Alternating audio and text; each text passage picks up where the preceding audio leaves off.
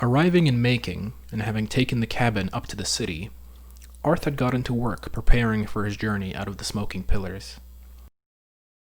He delivered his goods, giving him the much-needed coin to prepare for the journey. He took on new goods that he could hopefully sell at a profit in the Plate Hills, and stocked up on food and fodder for his run beetle. Finally, he went into the mercenary district to look for some companions for the perilous journey. While Making was a small and quaint city compared to Mordom, his home city, this had its advantages. He would find greater variety in bodyguards, and they would not carry the hefty price tag they would in the capital. After looking about for a while, he settled on some stingmen mercenaries from the distant Grey Desert. These were rather unusual, though, as their tents, which were usually garishly decorated in colored stripes, were instead a mix of brown and crimson, or orange.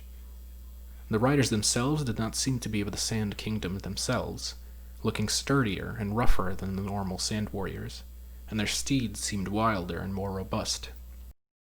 But Arth supposed it was a good thing. After all, he needed his guards to be tough. Having gotten his affairs in order, he and his guards descended in the cabin, and were soon on their way. The ride had taken days.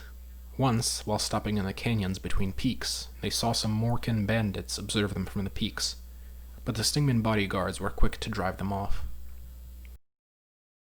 Eventually, after days of travel, the smoking pillars began to be shorter and more sparse, and the ground stone went from yellowish to gray.